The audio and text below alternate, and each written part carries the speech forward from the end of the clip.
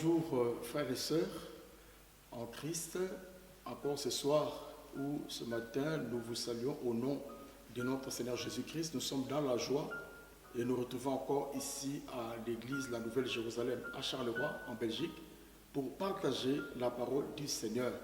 Alors dans cette année où nous parlons sur le thème la restauration, et nous voulons continuer dans ce même thème.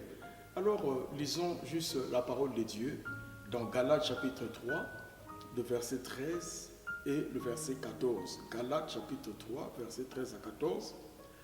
Christ nous a rachetés de la malédiction de la loi, étant devenu malédiction pour nous, car il est écrit, maudit est quiconque est pendu au bois, afin que la bénédiction d'Abraham eut pour les païens son accomplissement en Jésus-Christ, et que nous recevions par la foi l'Esprit qui avait été promis. Prions juste un moment. Seigneur notre Dieu, bénis ta parole, que le Saint-Esprit amène la révélation pour que chacun puisse comprendre la parole de Dieu et que Jésus-Christ soit révélé au travers de cette parole, afin que notre foi soit en lui, Jésus qui est mort pour nos péchés et qui est ressuscité. Reçois donc toute la gloire. Au nom de Jésus, nous avons prié. Amen. En partageant la parole de Dieu aujourd'hui, bien sûr dans ce grand thème, la restauration, que nous partageons tout au long de cette année, aujourd'hui nous voulons parler de la malédiction ou malédiction changée en bénédiction. Malédiction changée en bénédiction. Alors quand nous voyons dans ce texte ici, l'apôtre Paul qui parle aux Galatiens, il leur explique que le salut ne vient pas par les bonnes œuvres que nous pratiquons, mais il dit que le salut de notre âme, nous l'obtenons par la foi en Jésus-Christ, qui est mort pour nos péchés et qui est ressuscité. Quand nous croyons en lui, en Jésus comme notre Seigneur et Sauveur, nous sommes sauvés. Maintenant, quand nous sommes sauvés, nous sommes appelés à pratiquer les bonnes œuvres. Donc, nous ne pouvons pas faire l'inverse. Les bonnes œuvres ne nous sauvent pas. Ce qui nous sauve, qui nous justifie devant Dieu, c'est la foi en Jésus. Maintenant, quand nous croyons en Jésus, nous sommes appelés à pratiquer les bonnes œuvres. Alors, et l'apôtre Paul, il explique aux Galatiens pour leur montrer que même dans l'ancien temps, quand des personnes étaient sauvées, ils étaient sauvés par la foi en Dieu. Et c'est comme ça qu'il leur cite Habakkuk au chapitre 2, verset 4, que le juste vivra par la foi. Donc quelqu'un qui était sauvé, qui était béni dans l'Ancien Testament, c'est parce qu'il avait placé sa confiance en Dieu. Donc ainsi, cette année, nous voulons aussi vivre la restauration, mais aussi pleinement entrer dans la bénédiction qui est la nôtre en Jésus-Christ. Et comprendre que Dieu seul, lui seul, peut changer la malédiction en bénédiction. Le premier point, la malédiction de la loi. La Bible dit, Christ nous a rachetés de la malédiction de la loi. Ça, c'est le premier point, la malédiction de la loi. On dit que Jésus-Christ nous a rachetés, nous a libérés, nous a sauvés de la malédiction de la loi. Mais au fait, en parlant de la malédiction de la malédiction de la loi, au fait, c'est un signe de mécontentement divin. Parce que Dieu a promulgué ses commandements, sa loi.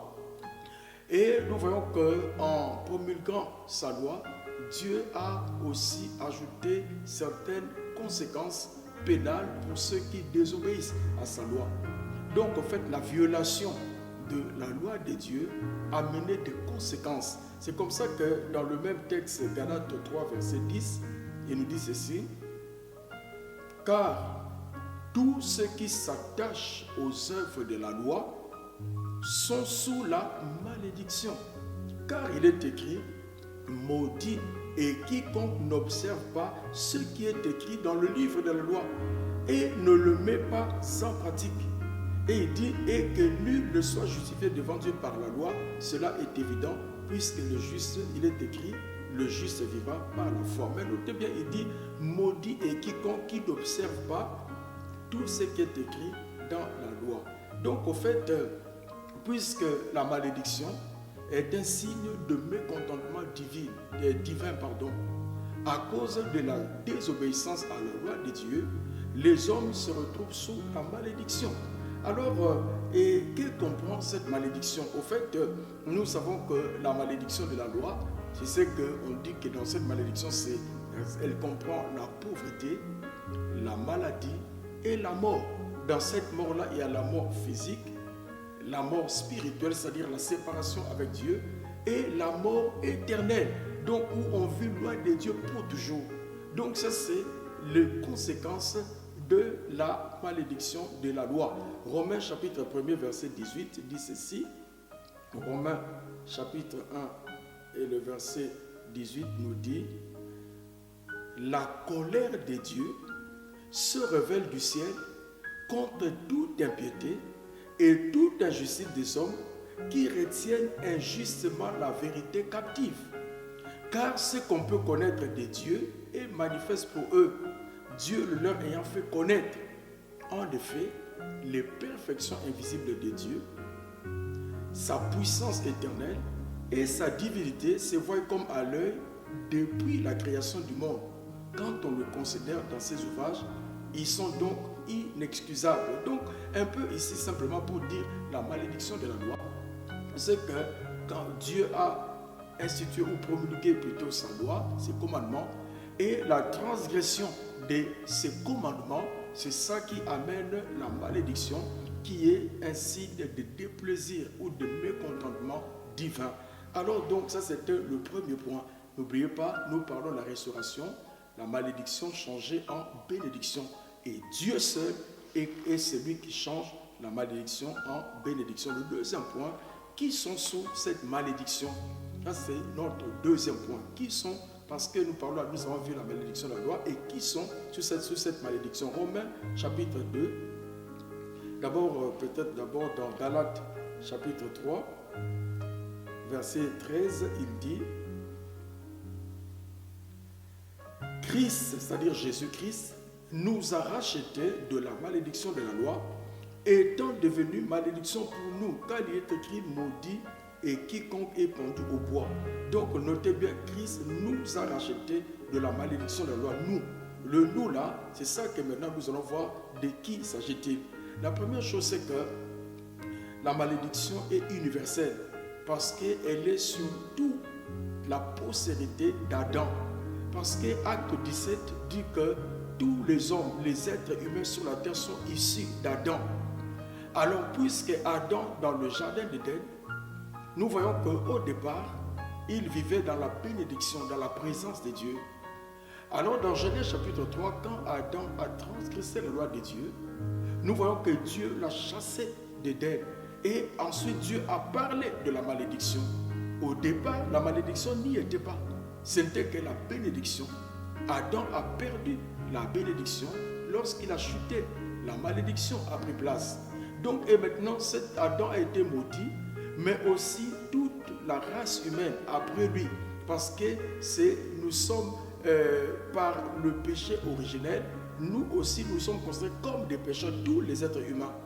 Alors maintenant, cette malédiction-là, c'est comme un héritage que nous avons reçu d'Adam. Romains chapitre 2, versets 14 à 15, il dit ceci. Romains chapitre 2, versets 14 à 15, il dit ceci. Je commence peut-être au verset 12. Tous ceux qui ont péché sans la loi périront aussi sans la loi. Et tous ceux qui ont péché avec la loi seront jugés par la loi. Ce ne sont pas en effet ceux qui écoutent la loi qui sont justes devant Dieu, mais ce sont ceux qui la mettent en pratique qui seront justifiés. Verset 14.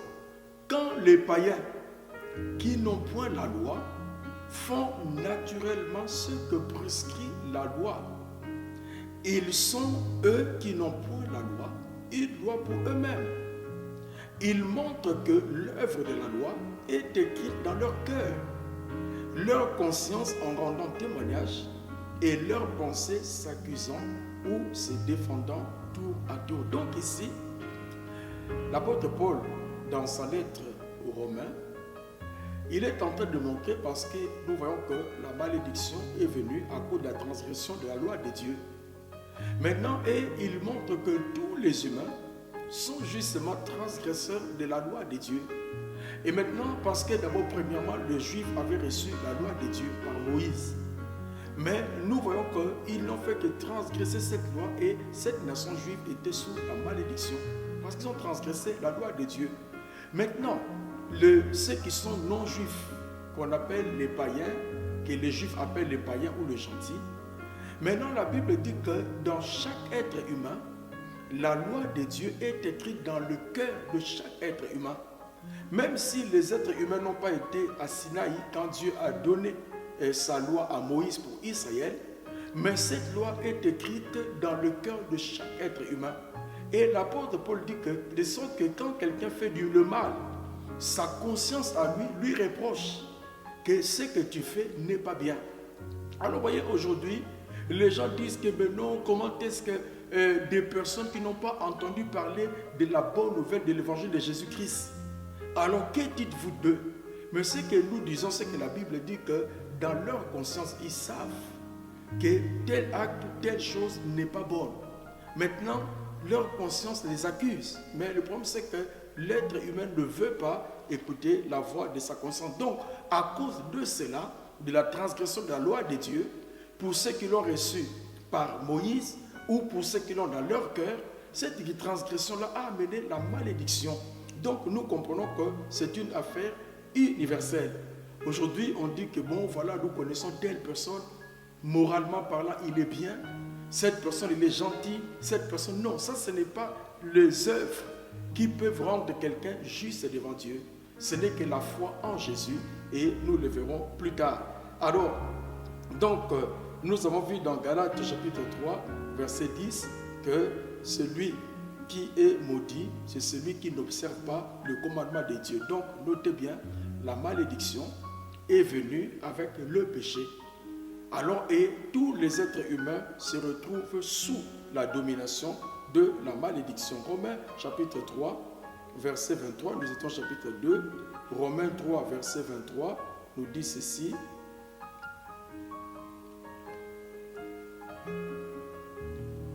Le verset 22, verset 21, mais maintenant sans la loi est manifestée la justice de Dieu, à laquelle rendent témoignage la loi et les prophètes.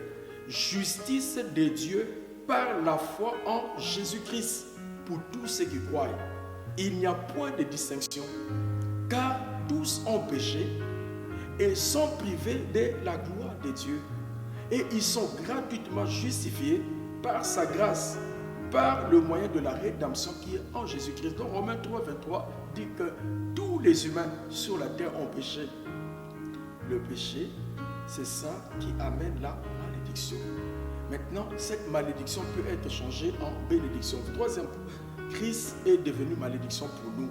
Parce que si nous retournons dans Galates chapitre 3, verset 13, Galates chapitre 3, verset 13, il nous explique encore, il dit ceci. Christ nous a rachetés de la malédiction de la loi, étant devenu malédiction pour nous. Car il est écrit, maudit et quiconque est pendu au bois. Donc, comment est-ce que Jésus est devenu malédiction pour nous? C'est par substitution. Qu'est-ce qu'on appelle la substitution? Et simplement, c'est une action de remplacer quelque chose par un autre. Donc, voyez, nous étions maudits. Maintenant, Jésus-Christ, en mourant sur la croix pour nos péchés, lui, il a pris notre malédiction. Maintenant, puisque lui, Jésus, il est le Dieu béni éternellement. Jésus-Christ, il est Dieu qui a pris la forme humaine, l'incarnation. Il est venu habiter parmi les humains dans le but d'être le sacrifice pour nos péchés. Jésus-Christ est venu dans ce monde pour être le sacrifice, mourir à notre place. C'est ça qu'on appelle la substitution. Il a pris notre place, il a pris notre condamnation, il a pris nos péchés. Jésus-Christ a pris notre malédiction. Donc c'est ça qu'il dit que Christ nous a rachetés ou nous a sauvés de la malédiction de la loi. Il nous a libérés de la malédiction de la loi en prenant notre place, en mourant à notre place. Et on nous dit que, car il est écrit dans Deutéronome 21, versets 22 à 23, c'est ça que, comme l'apôtre Paul fait allusion à Deutéronome 21, et nous voulons rapidement aussi le lire, Deutéronome 21, 22 à 23, parce que la loi de Dieu dit ceci, au verset 21, il dit, verset 22, pardon, il dit, si l'on fait mourir un homme qui a commis un crime digne de mort, et que tu l'aies pendu à un bois, son cadavre ne passera point la nuit sur le bois, mais tu l'enterreras le jour même, car celui qui est pendu est un objet de malédiction auprès de Dieu, et tu ne suivras point le pays que l'Éternel ton Dieu te donne pour héritage. Notez bien, celui qui est pendu est un objet de malédiction auprès de Dieu. Donc Jésus-Christ est devenu un objet de malédiction auprès de Dieu. Pourquoi? Mais parce que simplement, lui-même Jésus n'avait jamais commis de péché. Étant donné qu'il n'a jamais commis de péché, lui, il est juste. Donc lui, la bénédiction de Dieu était sur lui. Il avait la bénédiction de Dieu en tant qu'homme. Jésus-Christ était béni. Alors maintenant, nous, à cause de nos transgressions, parce que lui, Jésus n'a jamais commis de péché, mais nous étions nos vies remplies de péchés, et ces péchés ont amené la malédiction dans nos vies. Maintenant, Jésus, en mourant sur la croix, il a pris notre place, il a pris notre condamnation, et il a pris notre malédiction. Il est mort, et 3 jours après, il est ressuscité. Donc, comment Christ est devenu malédiction pour nous? C'est par substitution. Donc, dans 2 Corinthiens chapitre 5, verset 21, 2 Corinthiens 5, 21 nous dit,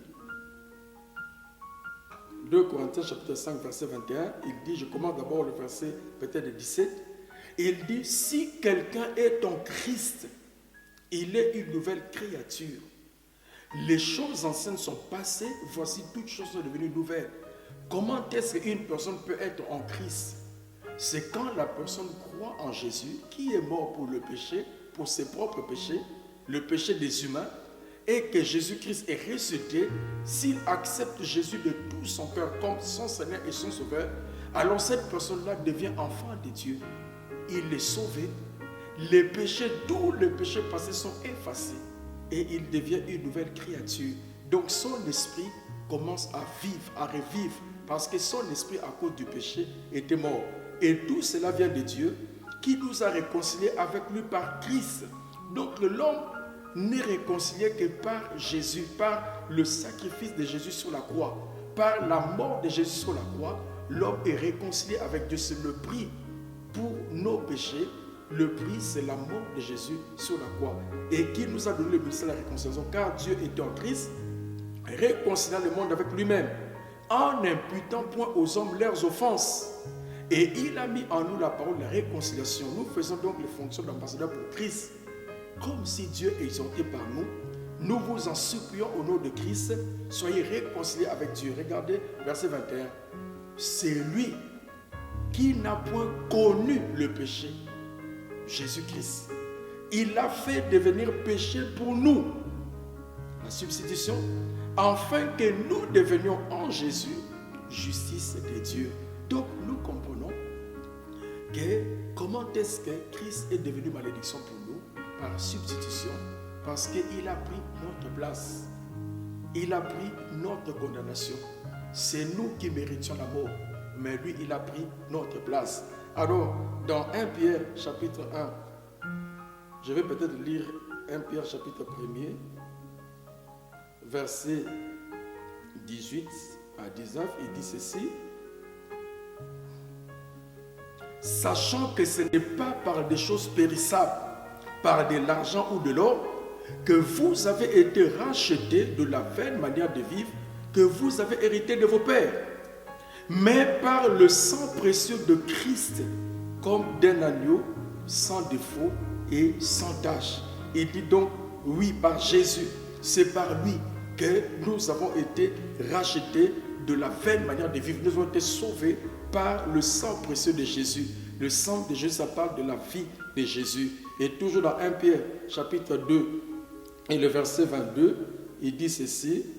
Lui qui n'a point commis de péché, donc Jésus-Christ, et dans la bouche duquel il ne s'est point trouvé de fraude. Et lui qui injuriait ne rendait point d'injure, maltraité ne faisait point de menaces, mais s'en remettait à celui qui juge justement. Lui qui a porté lui-même nos péchés en son corps sur le bois, afin que mort au péché, nous vivions pour la justice. Lui par les meurtrissures desquels vous avez été guéris. Donc il dit Jésus a porté sur le bois nos péchés, notre substitution. Alors c'est par Jésus que nous avons le salut. C'est par lui que nous avons le pardon de nos péchés. Donc nous parlons que Dieu peut changer la malédiction en bénédiction uniquement par la foi en Jésus.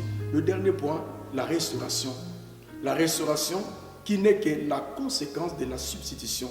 Retournons dans Galates chapitre 3 et le verset 13, verset 14 maintenant, il dit ceci. Verset 13, Christ nous a racheté la malédiction de la loi, étant devenu malédiction pour nous, car il est écrit, maudit est quiconque est pendu au bois, verset 14, afin que la bénédiction d'Abraham eût pour les païens son accomplissement en Jésus-Christ, et que nous ressuscitions par la foi l'Esprit qui avait été promis. Donc, la restauration, nous savons que Dieu, quand il a créé l'homme, dans le jardin d'Éden, dans Genèse 1, 26, la Bible dit que Dieu bénit l'homme. Dieu a béni l'homme. Il a béni l'homme. Donc la bénédiction de Dieu était dans la vie de l'homme. Dès que Dieu l'a créé, l'homme a perdu la bénédiction par la chute, parce qu'il s'est détourné de Dieu. Jésus-Christ vient maintenant pour restaurer la bénédiction. Donc la conséquence de la substitution, parce que d'abord on nous dit au verset 13 que Christ nous a rachetés. Donc nous sommes rachetés. Uniquement ceux qui croient en Jésus comme leur Seigneur et leur Sauveur, Jésus-Christ qui est mort pour nos péchés, qui est ressuscité. Ceux qui croient en lui, ils sont rachetés. Ça veut dire qu'ils sont sauvés. Ça veut dire qu'ils appartiennent à Dieu. Ça veut dire que leur esprit est né de nouveau. Ça veut dire qu'ils appartiennent au royaume de Dieu. Jésus-Christ est leur Dieu. Ceux qui croient en Jésus. Donc là, ils sont restaurés dans la communion avec Dieu. Ils peuvent appeler Dieu leur Père. Mais aussi, dans la conséquence de la substitution ou dans la restauration, nous voyons qu'il dit que, afin que la bénédiction d'Abraham eut son accomplissement pour les païens. Ici, quand on parle de païens, c'est tous ceux-là qui n'ont pas cru en Jésus comme Seigneur et Sauveur, qui ne font pas partie du peuple de Dieu. Et nous, tous les humains, nous sommes des créatures de Dieu, mais nous ne sommes pas des enfants de Dieu. Mais quand nous croyons en Jésus, nous devenons enfants de Dieu. Et dit maintenant, il y a la bénédiction pour nous. Parce que Jésus-Christ, il y a échange entre nous et Jésus. Ceux qui croient en Jésus, il y a échange. Jésus-Christ, il retire la malédiction dans leur vie. Et Jésus-Christ leur donne sa bénédiction de Jésus, vient sur eux. Maintenant, ceux qui croient en Jésus comme Seigneur et Sauveur, Jésus qui est mort pour nos péchés, qui est ressuscité, c'est Jésus qui est le créateur de tout l'univers. Quand on croit en lui, la Bible dit, on reçoit la bénédiction. Nous savons, toujours dans Galates chapitre 3, regardez verset 9, il dit, de sorte que ceux qui croient sont bénis avec Abraham le croyant. Ceux qui croient en Jésus comme leur Seigneur et leur Sauveur. Jésus-Christ est le seul médiateur entre Dieu et les hommes. Jésus-Christ, il est le Dieu créateur, le Dieu de l'univers, qui est venu dans ce monde dans le but de mourir pour nos péchés. Et quand nous croyons en lui, c'est Jésus est mort. 3 jours après, il est ressuscité. Il est retourné d'où il est venu, parce qu'il est Dieu Tout-Puissant.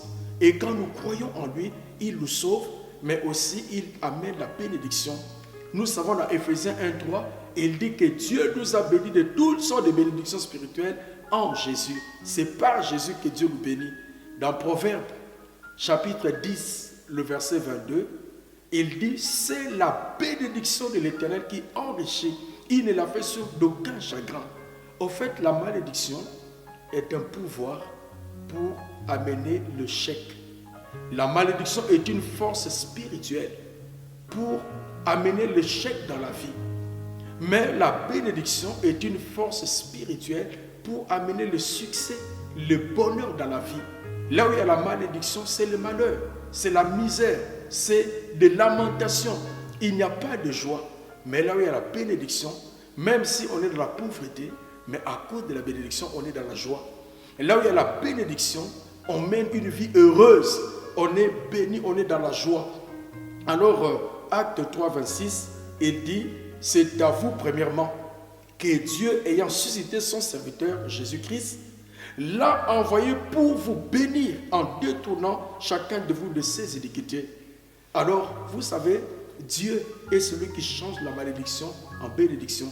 Jacob, le père biologique, avait maudit Ruben, mais Moïse, le père spirituel, avait béni Ruben. Il a annulé la malédiction pour amener la bénédiction. Jésus-Christ est celui qui annule la malédiction pour amener la bénédiction dans la vie de ceux qui croient en lui. Alors, vous voyez, une autre conséquence, la dernière conséquence, c'est que nous recevons l'Esprit qui a été promis. Dans Jean 7, 37 à 39, il parle que Jésus parle de fleuves d'eau vive qui couleront dans le sein de ceux qui vont croire en lui. On nous dit qu'il parlait du Saint-Esprit. Donc, vous voyez, donc nous sommes restaurés dans la présence de Dieu. Dieu, le Saint-Esprit, vient habiter en nous. Nous sommes devenus le temple du Saint-Esprit. Donc, la malédiction qui est changée en bénédiction, cette bénédiction-là amène justement que nous sommes rachetés. Cette bénédiction amène l'Esprit de Dieu, Dieu, le Saint-Esprit dans nos cœurs. Jésus-Christ est retourné d'où il est venu. Maintenant, Jésus nous envoie le Saint-Esprit. Dieu, le Saint-Esprit dans nos cœurs. Il n'y a pas trois dieux, un seul Dieu, le Père, le Fils et le Saint-Esprit. Maintenant, le Saint-Esprit est dans le cœur de tous ceux qui croient en Jésus. Le but de Dieu, le Saint-Esprit, maintenant, pour ceux qui croient en Jésus, il va nous aider pour vivre la volonté de Dieu. Il va nous aider pour pratiquer de bonnes œuvres. Il va nous aider pour entrer dans le plan de Dieu pour notre vie, dans la destinée de Dieu pour notre vie, dans notre destinée. Alors, voyez, il faut croire en Jésus. Sans Jésus, aucun homme ne peut vivre le plan de Dieu pour sa vie. L'homme a besoin de Jésus, qui est le sacrifice parfait pour le pardon de nos péchés, pour être dans une vie heureuse et dans le bonheur. Voilà ce que Jésus vient faire dans notre vie. Dans votre vie, la malédiction peut être changée en bénédiction si vous croyez en Jésus. Et Jésus le fera pour vous aujourd'hui même. Il va supprimer la malédiction tout de suite si vous croyez en lui. La bénédiction viendra. Pour vous qui avez déjà cru en Jésus, vous devez continuer à suivre la parole de Dieu. Et en suivant la parole de Dieu, la bénédiction de Dieu va se manifester dans plusieurs domaines. Seigneur notre Dieu, bénis ta parole. Que cette parole puisse produire la foi en Jésus. Pour que la bénédiction de Dieu vienne. Afin que le bonheur puisse accompagner ceux qui croient en Jésus. Attire le cœur de ceux qui ne croient pas en Jésus, qu'ils puissent les connaître. Que toute la gloire soit pour toi. Au nom de Jésus, nous avons prié. Amen. Amen. Dieu vous bénisse.